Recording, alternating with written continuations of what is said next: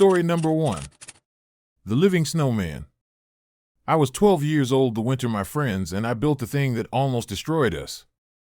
Up until then, snowy days had always been magical, a break from the monotony of homework and chores, replaced by sledding and snowballs under a heavy blanket of white. But that year, 1986, in the sleepy town of Pinebrook, there was something different about the snowfall. It came early, unexpectedly, piling up in drifts higher than my waist, turning our streets into a quiet, glistening maze. My friends and I thought it was a sign to build the biggest snowman we'd ever imagined. We had no clue we were laying the foundation for something evil. Even now, decades later, thinking of that monstrous shape of packed snow sends an icy grip around my heart. My name is Robbie Morgan. I live 3 states away from Pinebrook, and I'm an accountant with 2 kids of my own. But every winter, if the weather forecast so much as hints at heavy snow, my nightmares flare up. I see a hulking silhouette towering in my parents' backyard, lumps of snow lit by moonlight, drifting closer to the house each time I blink. I see the footprints, impossible footprints, stamped into the crusty snow. And I recall the terror that consumed us all when we realized the snowman was alive.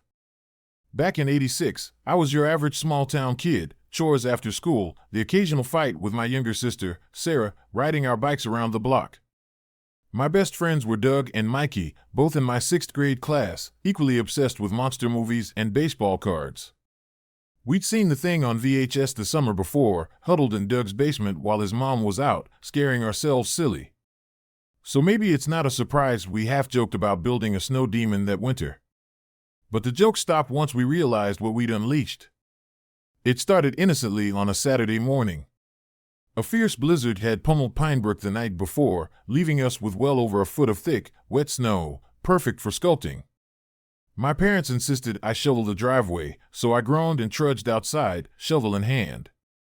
Even in the swirling flakes, I spotted Doug's bright orange coat bobbing down the street, Mikey struggling to keep up.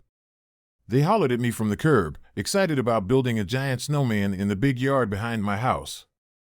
"We'll make the biggest one in Pinebrook history," Doug shouted, hoisting a smaller shovel. My parents, bless them, had no problem letting a bunch of kids mess around in the yard, so once I finished clearing the driveway, I joined them. We spent hours rolling snow into enormous spheres.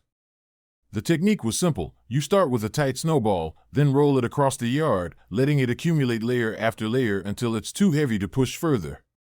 The 3 of us struggled to stack them. Doug's dad let us borrow a stepladder so we could nudge the second giant ball on top of the first.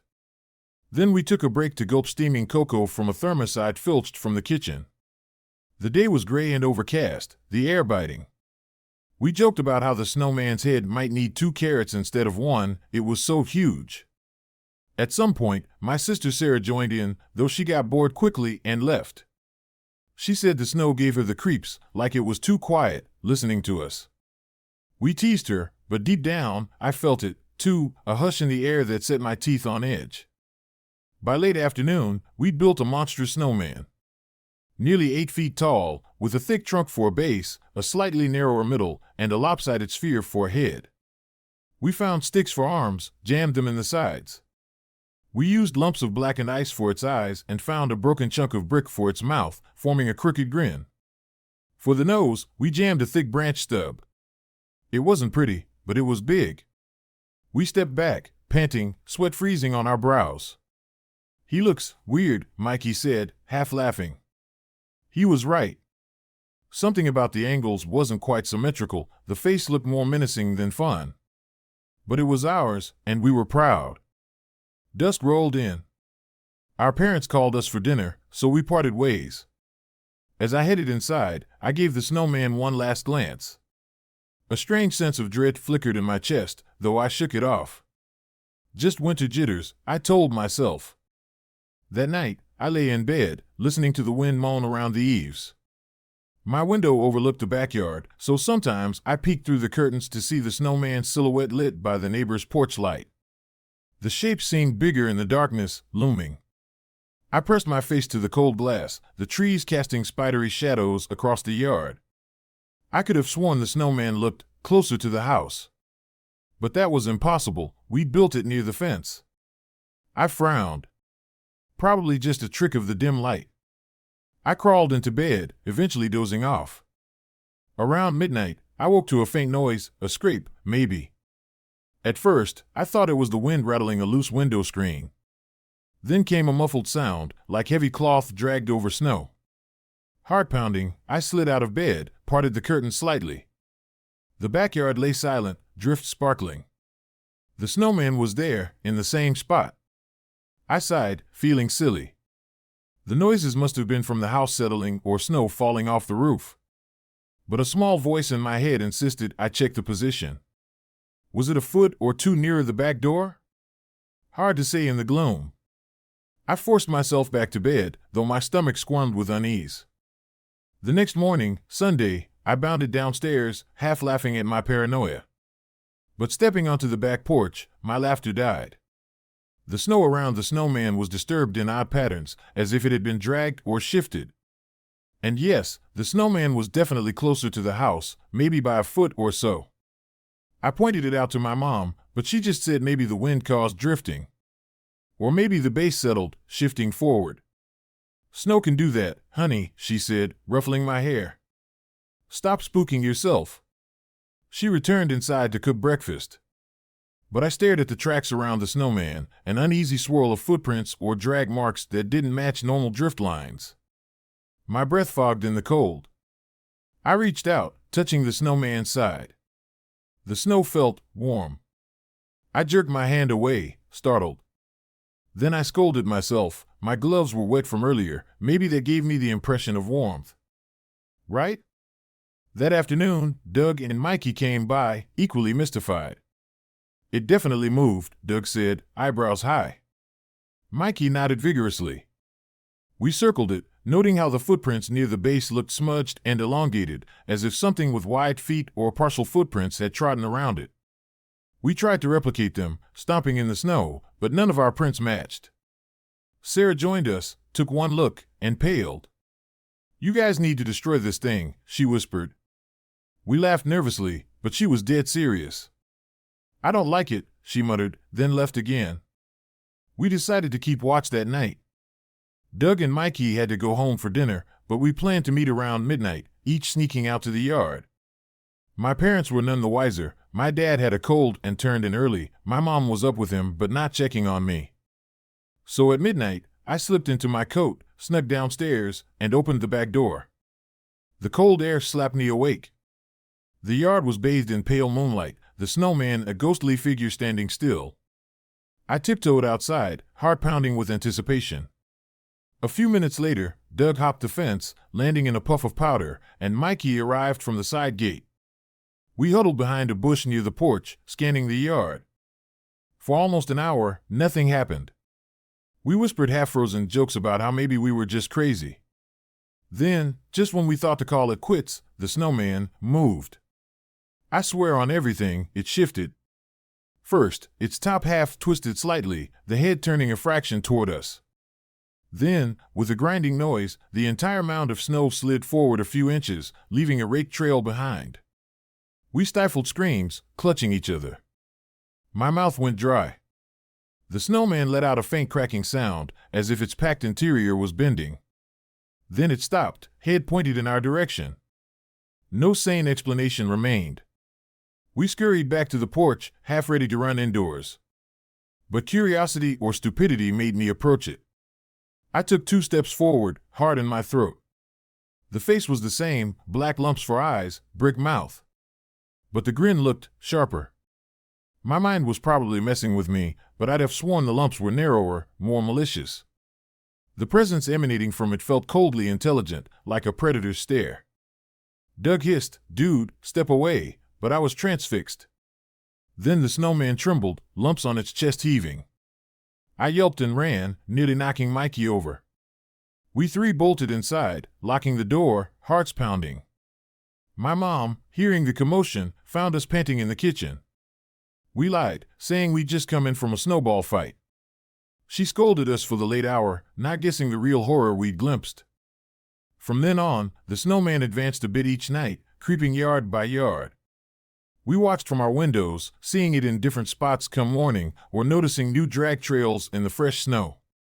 My parents brushed off my warnings about it, too busy or too dismissive. Sarah, though, was terrified. She refused to look out her window. She told me she had nightmares of the snowman pressing its face against the glass, black lumps for eyes gazing in hungrily. One evening, the final meltdown, pun not intended, began. The storm that day had ended, leaving a clear, moonlit night. My parents were at a neighbor's dinner party, and Sarah was upstairs reading. I ventured outside with Doug and Mikey, determined to either move or topple the snowman. We'd break it down, scatter the pieces. We approached with shovels and sheer bravado.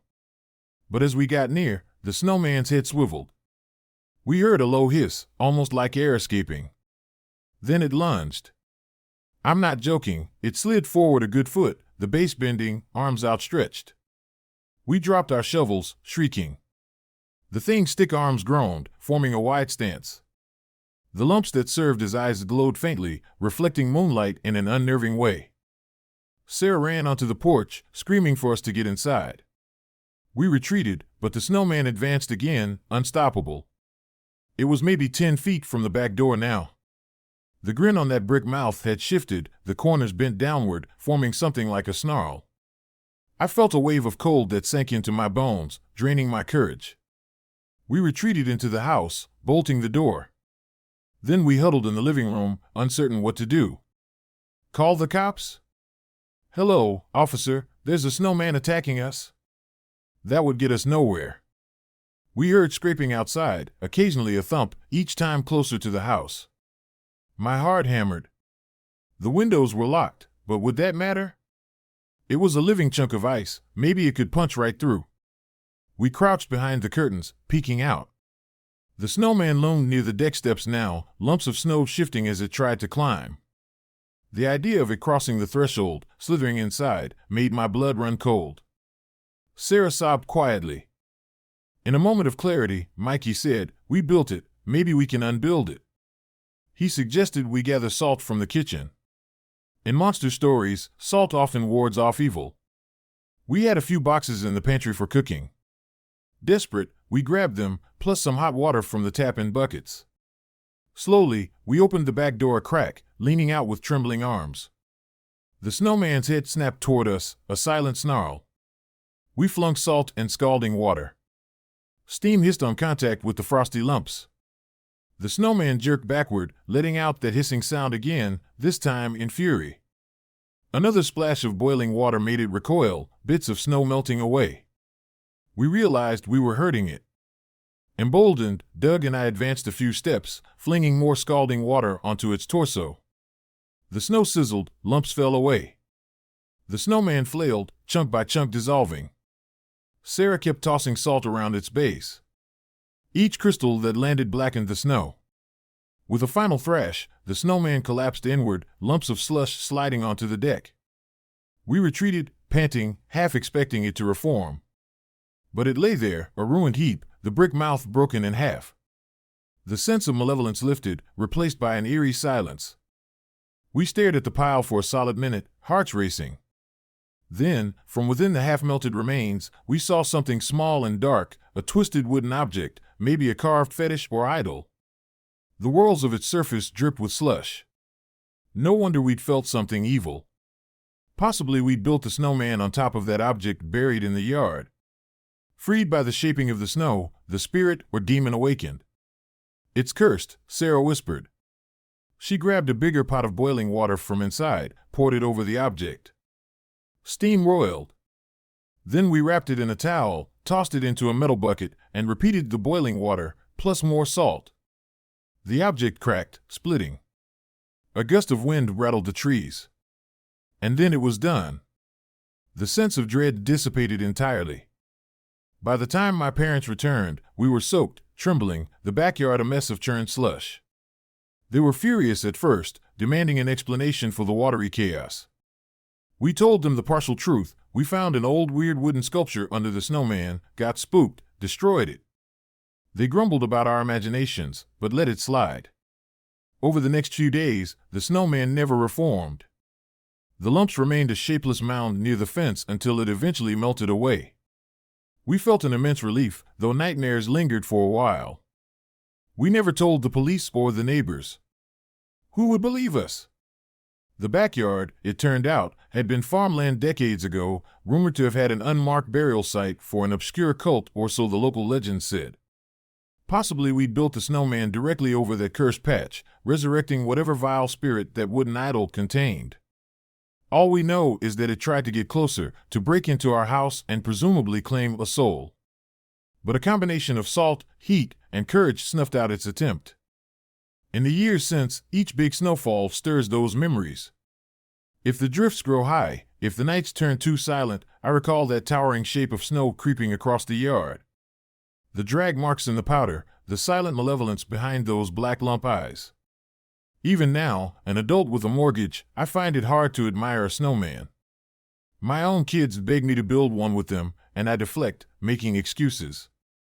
Because to me, a snowman is no longer a cheerful sign of winter, it's a reminder that sometimes, innocent acts awaken buried horrors. I can't pass a yard with a large snowman without tensing, scanning for footprints or the faint shift of its position. I wonder how many other folks built something that moved behind their backs, only to find it gone by morning. Maybe I was just unlucky, or maybe Pinebrook's land was truly cursed. But one thing's certain, some shapes in the snow are best left unmade. Because once they come to life, the chill they bring isn't just from the wind, it's from a hungry, ancient evil, seeking a way in. So if you're reading this, and a thick winter storm hits, and you or your kids decide to build the biggest snowman on the block, do me a favor. Check the ground first. Make sure there's nothing buried there, no old relic or unmarked grave. And if you catch your snowman edging closer under the moonlight, if you find strange footprints leading to your door, do what we did, boil that kettle, grab the salt, and fight like hell. Because once the snow demon stirs, it won't stop until it's inside. Story number 2. The guest in room 12. I should have taken the weather report more seriously. The forecast had warned of a sudden blizzard sweeping through the region, but I'd figured I could outrun it. That's the thing about winter storms, though, they don't care about your plans. The swirling snow caught up with me on the state highway, all swirling gusts and zero visibility, forcing me to slow to a crawl. Eventually, the drifts grew so thick that I had no choice but to find shelter. I was miles from any major town, the gas gauge dipping dangerously low, and that's when I spotted a battered wooden sign looming through the snow. Briarwood in vacancy. I can't pretend I wasn't relieved to see it. At a glance, it looked like any backroad motel, 2 stories, half a dozen rooms, a sagging porch roof. The neon sign in the window glowed a weak yellow, half the letters burned out. But it offered warmth, a roof over my head. Snow was accumulating fast, so I turned in, Dolly's, my old sedan, tires crunching the packed ice in the unplowed lot. As I slid out of the driver's seat, the wind slammed me with stinging flakes. My breath condensed in wild bursts. The inn's front door was wedged partly open, letting a slash of yellowish light cut across the swirling snow. I grabbed my backpack, hunched my shoulders, and rushed inside. The place was small, lit by old-fashioned lamps that cast long shadows across the threadbare carpet. A worn reception desk faced me, behind which an older woman stood. She wore a tired smile, her gray hair in a tight bun. "Evening," she greeted, voice raspy. "Got caught in that storm, did you?" I nodded, shaking off a flurry of snow. "I was hoping you had a room." She nodded. "Oh, yes. Always do. Not many travelers come through these parts." That sentence triggered an odd twinge of unease. Still, I was grateful. I wrote my name, Michael Graves, in the dusty ledger she provided. She gave me a key with a tarnished brass tag reading 12. "Up the stairs, end of the hall," she said, sliding the key forward. "Bathrooms down the corridor, no private baths. Don't mind the storm. It tends to blow fierce around here." Her voice carried a subtle hush, like she was stating a known secret. I glanced around. The tiny lobby had a worn sofa, a coat rack. A single overhead lamp flickered. No sign of other guests. "Thank you," I managed. "By the way, do you know if there's any dinner around here?" She shook her head. "We only do breakfast. There's some leftover stew if you're truly hungry, but it might be cold by now." I declined politely, too drained to eat. "I'll just go up." "Thanks." She gave me a small nod, eyes lingering on me a moment longer than felt comfortable. "Sleep well, and stay in your room after midnight." The last part she said almost too softly, as if she didn't want me to hear. My brow furrowed, but exhaustion overshadowed curiosity. I trudged up the narrow staircase, every step creaking under the ancient boards. The upstairs corridor smelled faintly of old wood and maybe mothballs. Rooms lined each side, small wooden doors, each with a little brass number. Flickering overhead bulbs cast uncertain light. My door, 12, sat at the far end, exactly as she said. The corridor extended a bit beyond it to a window, where I glimpsed swirling flakes outside. Inside, the room was Spartan, a single bed, a nightstand with a lamp, a small dresser, no TV. A radiator clanked in the corner. The walls, once white, had yellowed with age, sporting cracks at the corners. A single window overlooked the parking lot. The wind battered it, rattling the glass. I dropped my backpack, shrugged off my coat, and tested the bed. The mattress squeaked, the sheets felt clean enough. For the price, I couldn't complain. I changed into sweats, the day's weariness pressing heavily on me. I flicked off the lamp, letting the faint glow of the corridor under the door serve as a night light. Usually, I prefer total darkness, but something about the place made me keep a little illumination. The inn was quiet, except for the storm's roar. I closed my eyes, hoping to drift away. But sleep proved elusive. My mind buzzed with the day's tension, the storm's relentless howling. Then, at some indefinite hour, I heard footsteps in the corridor, slow, measured, pacing. At first I assumed it was the landlady checking something, or a late-arriving guest. But the footsteps moved up and down, never halting near a door. Just pacing. After a while, I grew annoyed. I considered going out to ask them to keep it down. Then, abruptly, they stopped right outside my door. I tensed, breath caught in my throat. A few seconds passed. The doorknob rattled as if tested from the outside. My pulse spiked. "Hello?" I called, voice cracking. Silence. Then the footsteps retreated down the hall. I exhaled shakily, telling myself maybe someone got lost or tested the door by accident. A minute later, the steps faded entirely. The hush returned, my heart pounding. Eventually, I slept. Morning light found me bleary and stiff. I rubbed my eyes, noticing the howling wind had quieted. Outside, the lot lay under a new foot of glimmering snow, but the sky was a brilliant blue, the sun shining. Perfect for continuing my journey.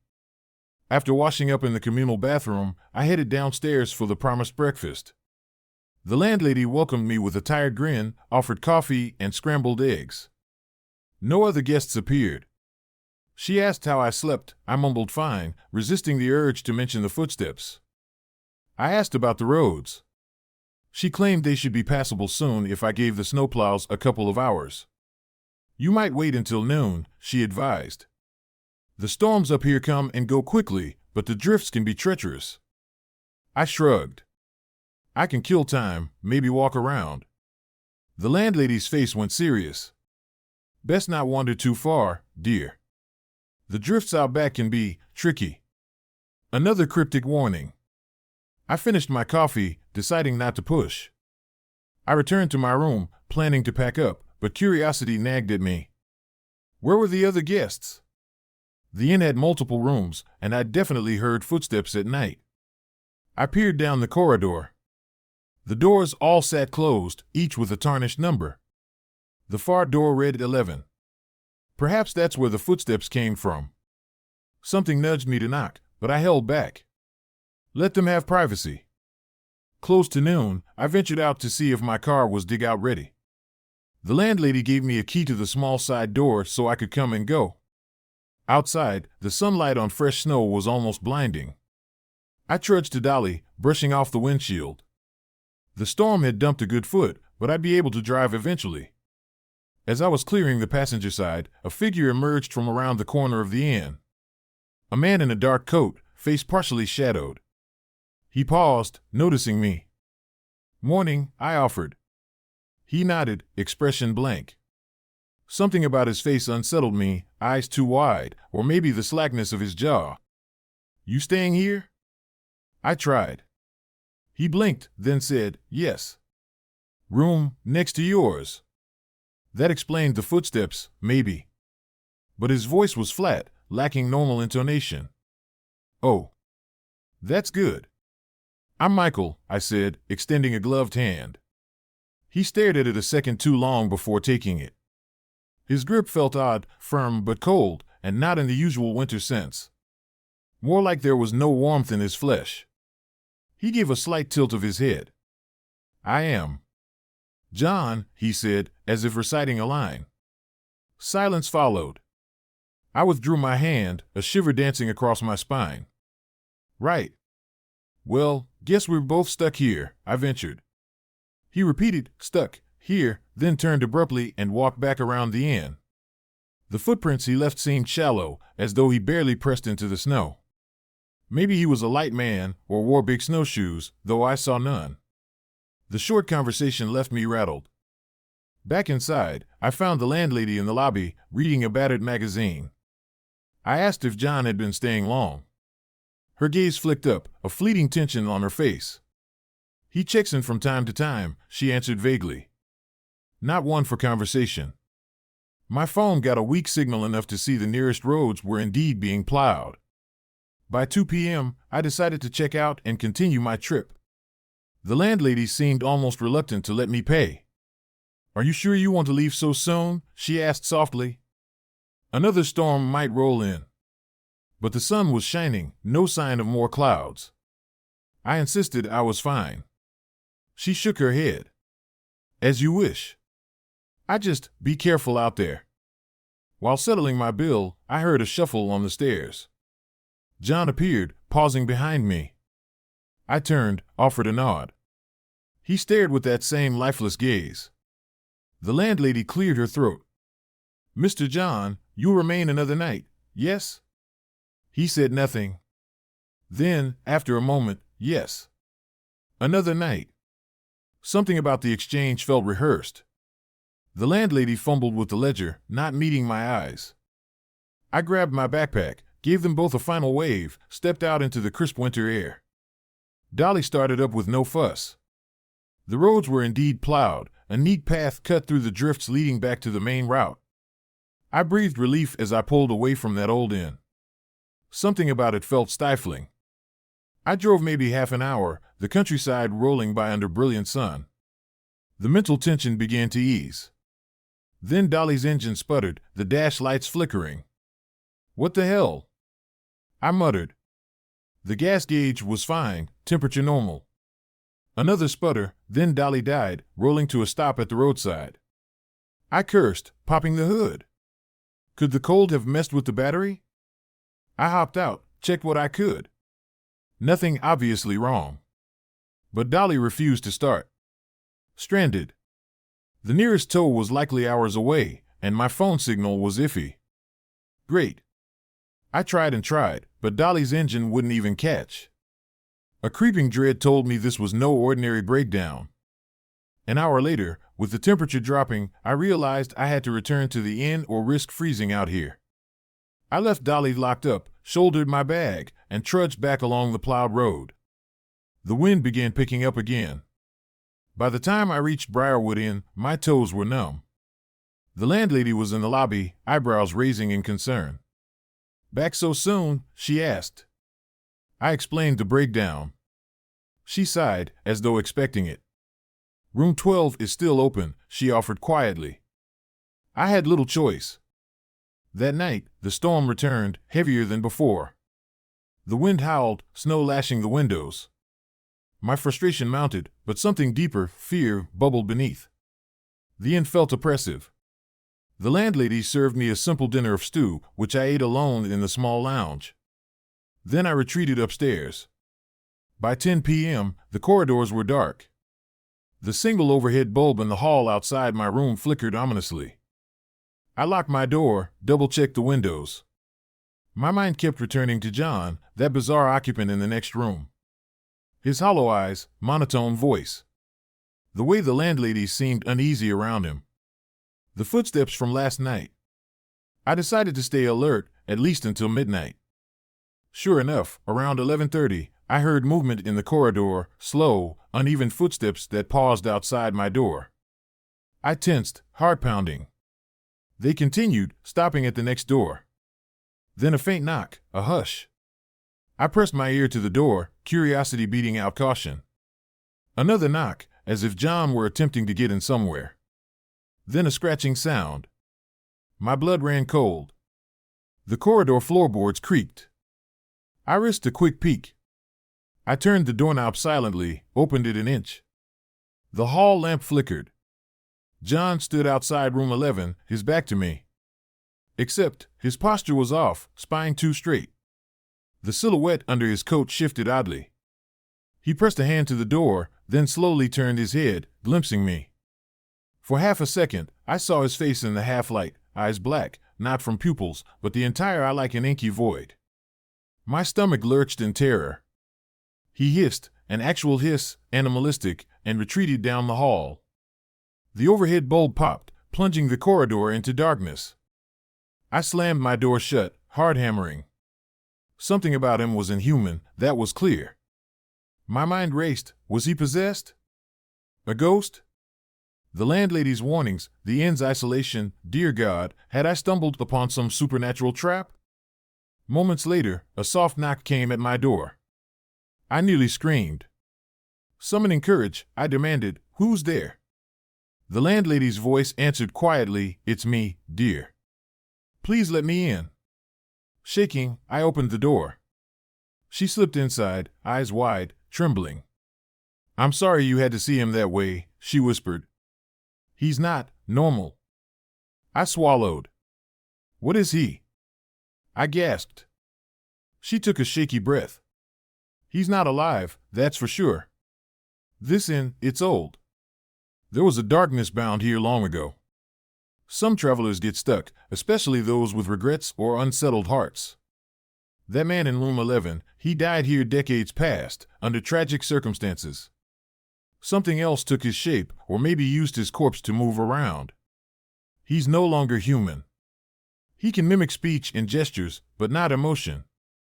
Over the years, he's lingered, trapped. The inn is a prison for spirits who can't rest."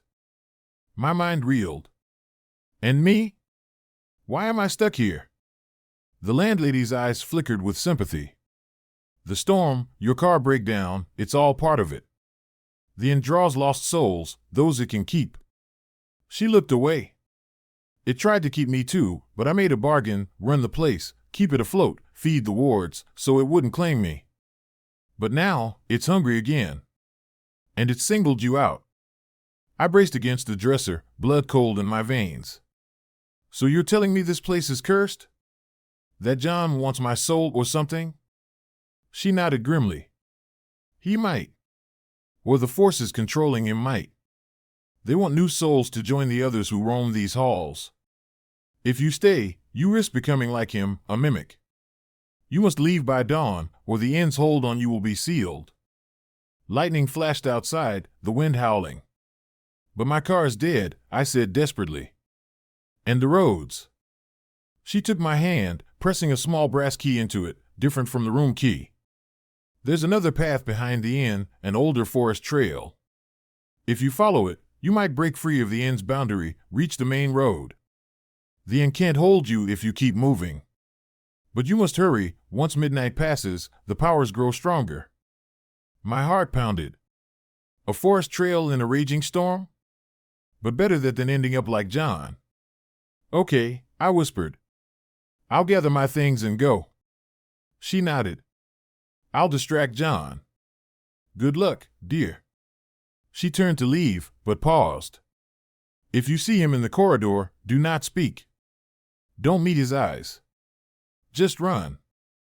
I nodded, breath shaky. She slipped out. I yanked on my jacket, crammed my clothes into the backpack. The storm hammered the window. My watch read 11:55. Time was short. Cracking the door open, I listened. The corridor lay shadowed, the overhead bulb still dead. At the far end, I caught a glimpse of John's silhouette near the stairs, the landlady talking to him in low tones. Summoning courage, I crept out, quietly stepping along the creaking boards. My breath caught in my throat. If he turned, I'd be finished. The landlady's voice rose slightly, perhaps to keep his attention. I slipped past, heading to the back stairs. I found a narrow door at the end of the hall, unlocked it with the brass key. It squealed open onto a small landing and a rickety flight of steps leading outside. The wind gusted snow in, biting my face.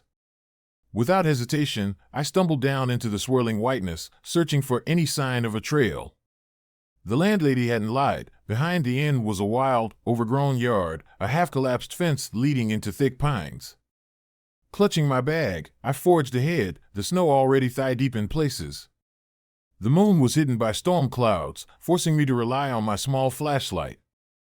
I found an opening in the fence, half a gate, beyond which lay a narrow footpath. The swirling drifts threatened to bury it. My teeth chattered, but I pressed on, telling myself once I cleared the property line, the curse would break. Yet every step grew more difficult, the cold intensifying, as if the storm raged particularly vicious around me. The trees loomed overhead, branches groaning under the weight of ice. At times, I thought I heard footsteps behind me, soft crunches that paused when I paused. My flashlight flickered. Fear gnawed at me. Could John be following, or something worse? Suddenly, a shape lunged from behind a pine. I screamed, stumbling backward, nearly dropping the flashlight. But it was just the landlady, face drawn, eyes wild. You can't outrun him if you linger, she rasped. The path is near, but you must not stop. He's coming. How did you get here? I stammered. She gave a haunted look. I tried to hold him off, but he broke away. I can guide you further, but hurry. We pushed deeper into the forest. The landlady led me around a large drift, pointing out a faint trail marker, a battered sign reading something about Hollow Creek. Another minute of stumbling uphill, the wind lashing my cheeks raw. Then we heard it, that same slow, uneven footstep behind us, each crunch ominous. The landlady hissed, "Run." We ran, half blind in the swirling white. The footsteps behind quickened. I risked a glance, saw a tall figure bounding through the drifts with unnatural grace, no coat, no hat, just that same black hair and two wide eyes, shining with malevolence. John. Or the thing wearing John's shell. The landlady pulled me off the main path, behind a cluster of pines. We can't outrun him if he sees us, she wheezed. We'll trick him. She motioned for me to crouch. When he passes, we slip away. Hard hammering, I tucked behind the trunk. The wind stung my eyes. Through a swirl of snow, I saw John's silhouette gliding by, footsteps silent, scanning the trees. Even from a distance, I felt his presence, a cold that wasn't just the winter air. My lungs tightened, fear threatening to paralyze me.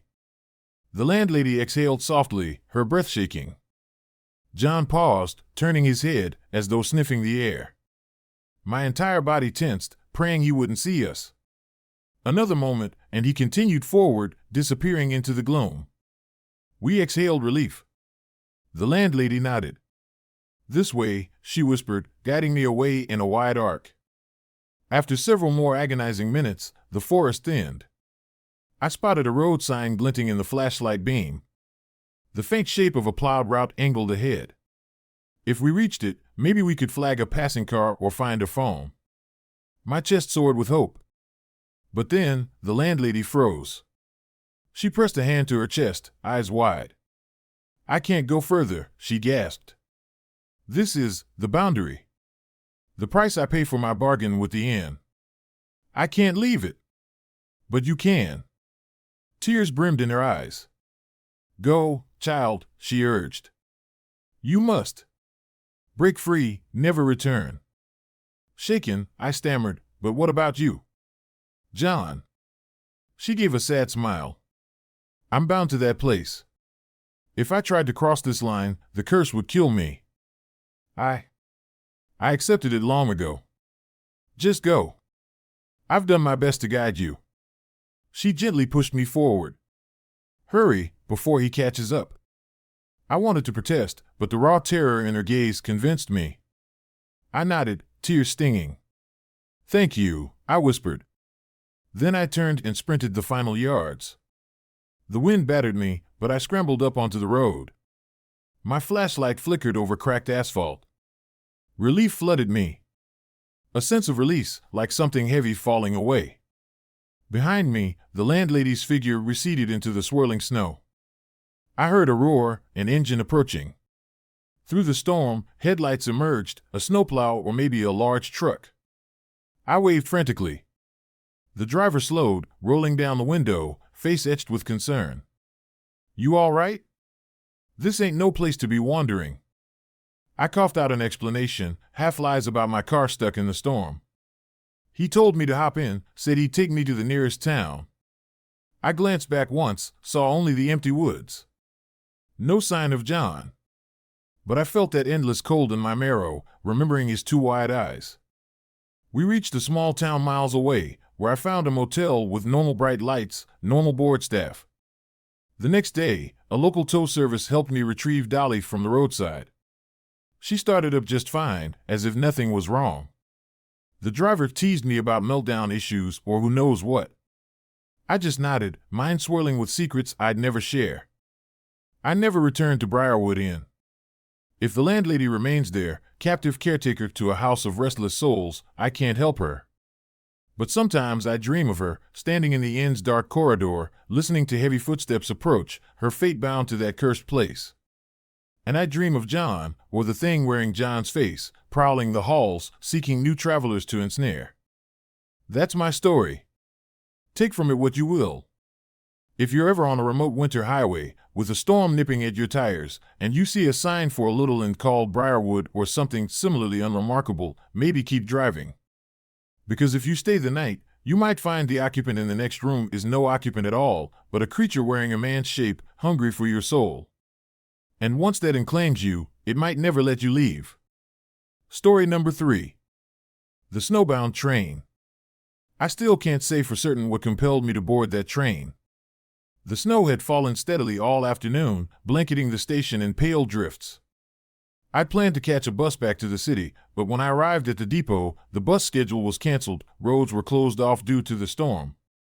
A single train stood waiting on the platform, doors open, lights glowing in the swirling whiteness.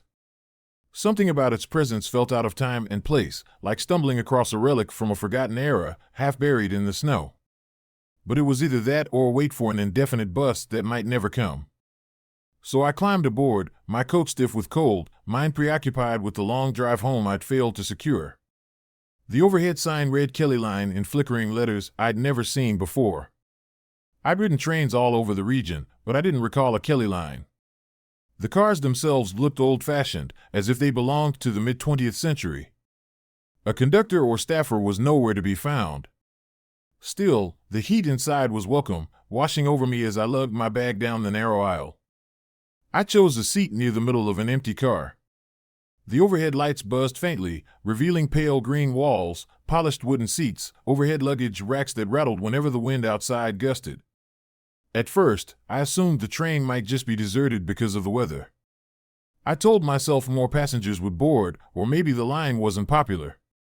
The snow whipped past the windows in thick curtains. The station platform lay nearly invisible behind the swirling drifts. I peeled off my gloves, rubbed feeling back into my fingers. All around me, an eerie hush. A mechanical groan rumbled through the floor. With a hiss of hydraulics, the doors slid shut. My pulse jumped a bit, nobody had come in or out, yet we were departing. I half stood, thinking I should find a conductor, but the train lurched forward, rattling my seat. The overhead lights flickered, then steadied. We were moving, accelerating smoothly out of the station and into the snowy twilight. The swirl of flakes past the window gave me an uneasy sense that we were plunging deeper into the storm. I settled back, letting out a breath. Probably just a short line between small towns, I told myself. Maybe there's no official staff on days like this. But a gnawing unease gripped my stomach. I turned, scanning the car's length. Rows of identical seats, overhead racks empty except for a few dusty coats or bags. At the far end, a door led to the next car, window covered in condensation. I could faintly see an identical corridor beyond. No sign of movement. No other passengers in sight. Not a cough, not a rustle of a newspaper. Just me, alone with the low hum of the train's engine. I decided to explore. I left my seat, pulling my bag onto my shoulder, and walked forward. My boots squeaked on the tile floor. The air smelled stale, like a basement unvisited for years. Each seat I passed was empty. Some had old coffee cups or crumpled newspapers on them, as if abandoned in mid-commute. I felt a prickling sense that someone had sat here recently, but they'd vanished. At the end of the car, I gripped the handle of the connecting door. A blast of cold air hit me as I crossed the short metal gangway between cars. Then I entered the next coach. It looked nearly identical, old seats, overhead lights, no sign of passengers. A chill crawled up my spine. "Hello?" I called softly, my voice echoing. No reply. The car felt even older, as though the seat's fabric had frayed decades ago. My nose caught a faint hint of must, maybe mildew.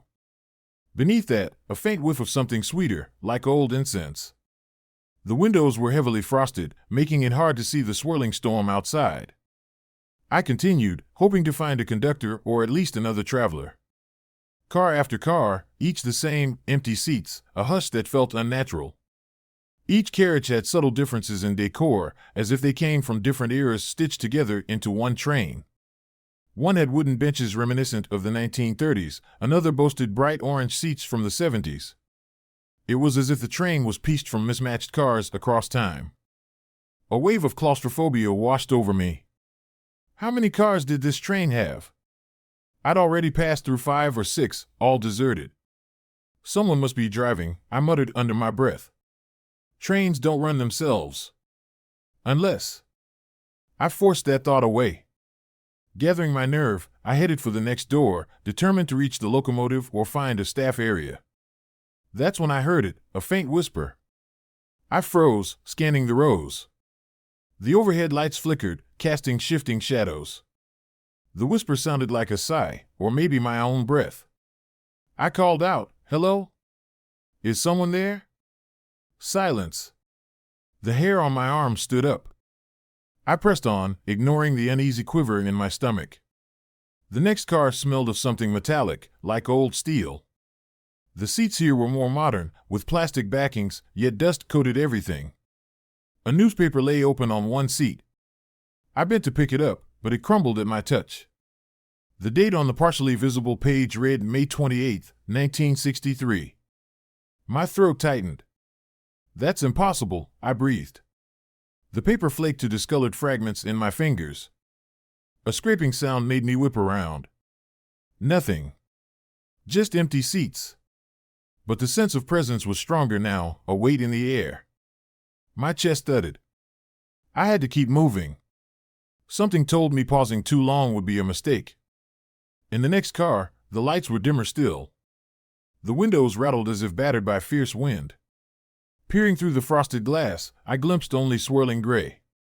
We had to be in the midst of a raging blizzard. But how long had we been traveling? My watch read 7:12 p.m., only 15 minutes after we left the station. That couldn't be right.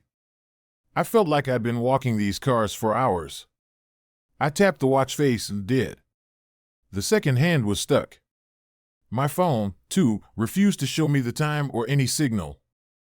Anxiety spiked. It was as if time itself had frozen. I nearly jumped out of my skin when a voice behind me said, "Looking for something?" I spun, hard hammering. A man stood in the aisle, tall and thin, wearing a threadbare suit from some bygone fashion. I stammered, "Who are you?" The man's expression was neutral, eyes dark and hollow. "A traveler, like you," he said. "But we can't stay. We have to get off before it's too late." My heart soared with relief, someone else alive. "Yes, the train's deserted, where's the crew?"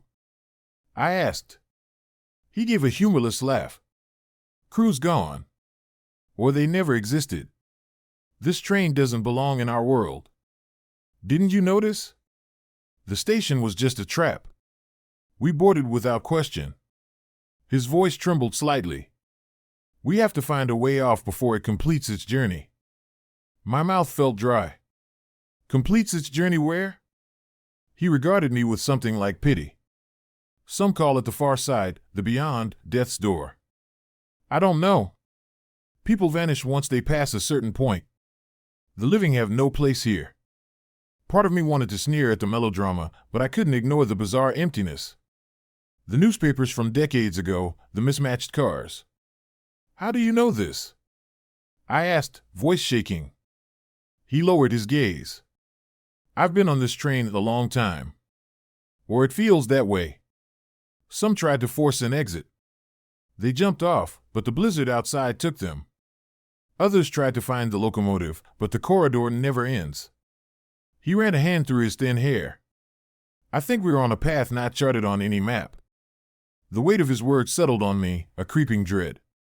So what do we do? Before he could answer, a moan reverberated from the next car ahead, sending chills up my spine. The man's face paled. They're coming, he whispered. Who? I demanded, dread twisting my stomach. He didn't reply with words. Instead, he grabbed my arm, pulling me behind a row of seats. We crouched, hearts pounding. Slowly, the connecting door to the next car slid open with a squeal. A figure emerged, gliding in an unnatural way, as if feet didn't quite touch the floor. My mind balked. It wore a conductor's uniform, battered and torn, its face obscured by shadows under a cap. I smelled a faint odor of decay. The man next to me trembled, closing his eyes. The conductor thing drifted down the aisle, scanning with empty eye sockets. Yes, sockets. I glimpsed him when it turned my way, a horrifying visage of a skull-like face with patches of dried flesh. I clamped a hand over my mouth to stifle a gasp. This was no living person. It let out a raspy exhale, each step producing a faint, sickening squelch. It paused near our row, sniffing the air like a predator. My lungs burned, praying it wouldn't sense us. Then it moved on, continuing toward the far end. The door hissed shut behind it, leaving us in quivering silence. The man exhaled shakily. You see now. The train is inhabited by things. Lost souls, or creatures that mimic them. We can't let them find us. My panic soared. I have to get out of here. He nodded. Yes, before the train crosses the final threshold. Once that happens, you become part of it. He swallowed.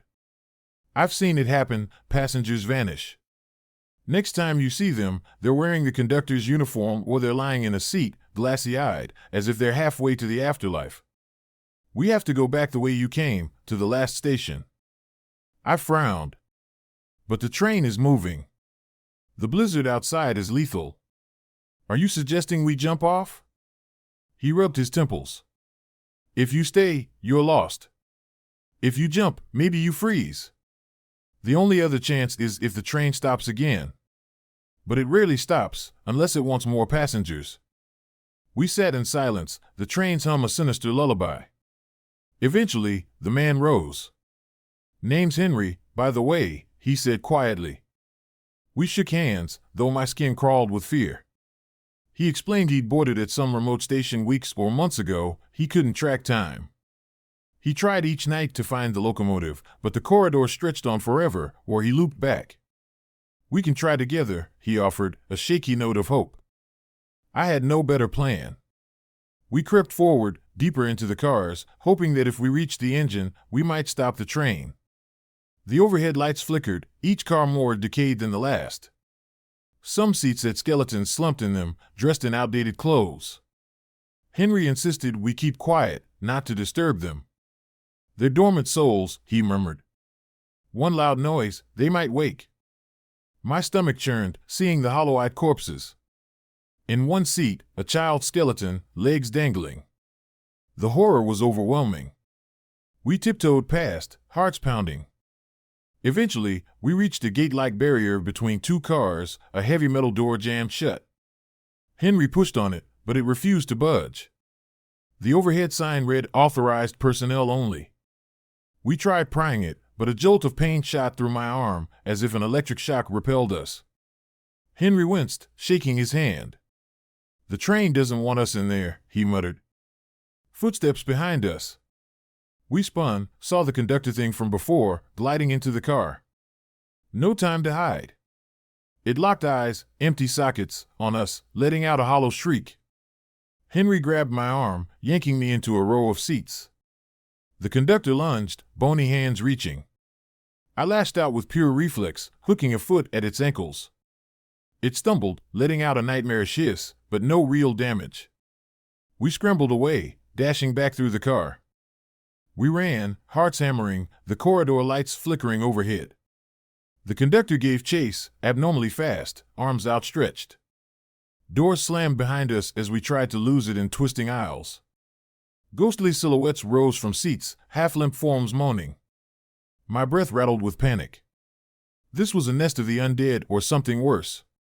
Finally, we burst into a random car, slammed the door, through the latch. The conductor pounded on it from the other side, screeching. We stood panting, glancing around. This car was dark, only a single flickering light near the front. Rows of seats, some filled with silhouettes that barely stirred. At the far end, an exit door leading outside? Possibly. If we leapt from the train, we might freeze or break bones, but better than being devoured by ghouls. Henry's voice trembled. We're going to have to jump. I glanced at the window. The swirling snow outside indicated we were in the midst of nowhere. The ground rushed by at uncertain speed. Could we survive? Fear churned. But the pounding behind us grew more frantic. The undead conductor was on the verge of breaking in. No choice. Henry led me to the final door. The wind howled through its cracks. The latch stuck, but with a combined effort we forced it open. A blast of freezing air assaulted us. My body screamed in protest. The train wheels clattered below. The snow whipped by in a dizzying blur. My mind reeled, jumping at this speed could kill us. But staying meant certain doom. Henry squeezed my shoulder. On 3, he said. We counted, barely audible over the storm. As we hit 3, the conductor slammed open the interior door behind us, letting out a keening wail. We flung ourselves out into the night. Cold. Pain. I tumbled through the air, then smashed into a bank of snow. The impact knocked the wind from my lungs. My vision swam. I heard Henry cry out somewhere close by, then the roar of the train receding. My body shook with agony, but the thick snow cushioned enough to keep me alive. The train's lights grew distant in the swirling dark, then vanished altogether. I lay there, gasping, each breath a knife in my ribs. Eventually, I forced myself upright. My limbs ached, but nothing seemed broken. Henry! I croaked, scanning the gloom. He lay a few yards away, half buried in a drift, moaning. I crawled over, helped him sit up. Blood trickled from a cut on his forehead, but otherwise, he was intact. Relief flooded me. The train was gone, taking its ghosts with it. We'd escaped the endless route, hopefully for good. But the storm raged. We were alone in a vast snowy expanse, no sign of a road or structure. The wind battered us. We had to find shelter or freeze. Summoning what remained of our will, we staggered across the drifts, guided by faint moonlight peeking through cracks in the clouds. After some minutes, we stumbled upon a half-buried road sign, which pointed to a small town about a mile east. The road was covered, but at least we had a direction. Hours later, though it felt like days, Henry and I staggered into the outskirts of a real town, lights glowing in windows. A passing snowplow driver spotted us, rushed over, helped us to the local clinic. Hypothermia threatened, but we got warm, bandaged, and alive. We mumbled a half-lie about a train we missed, how we got lost in the storm. The townsfolk gave us strange looks, but no one pressed. I parted ways with Henry soon after, exchanging phone numbers, promising to keep in touch if we heard anything about that cursed train. He hopped a bus heading south, I made my way to a rental car and eventually home. I still can't shake the memory of that silent corridor, the corpses in seats, the conductor with hollow eyes, and the sense that the train was some corridor between life and death, demanding new souls. Henry called me once, months later. He dug into old archives. The Kelly Line, if it existed, was an 1800s railway that collapsed in a winter avalanche a century ago. All passengers presumed dead, their bodies never recovered. Rumors of a ghost train persist among local legends. People claim if you board it in a snowstorm, you vanish, bound for a realm beyond mortal comprehension. Henry told me he believes we only escaped because we jumped before the train's final threshold. We got lucky, he said with a tremble in his voice. If we'd stayed longer, we have ended up like them. So now, each winter, I watch the weather. If a blizzard's brewing, I avoid lonely stations and suspicious trains. Because somewhere out there, that cursed locomotive roams, picking up unsuspecting passengers who think they're catching a quick ride. And if you're unlucky enough to step on board, you might find yourself gliding into a realm of eternal snowfall, a place not on any map, where the dead and living mingle, and only the boldest or luckiest might escape before the next stop, the final stop. That's my story. Believe it or call it fantasy, it doesn't matter to me. I only know I survived the journey on the snowbound train. And I'll never forget how close I came to being yet another silent passenger, staring out from frost-limned windows, traveling an endless track through the land of the dead. If you ever see that train at a lonely platform in a raging snowstorm, do yourself a favor, walk away. Because once you cross that threshold and the doors slide shut, the world you knew might never see you again.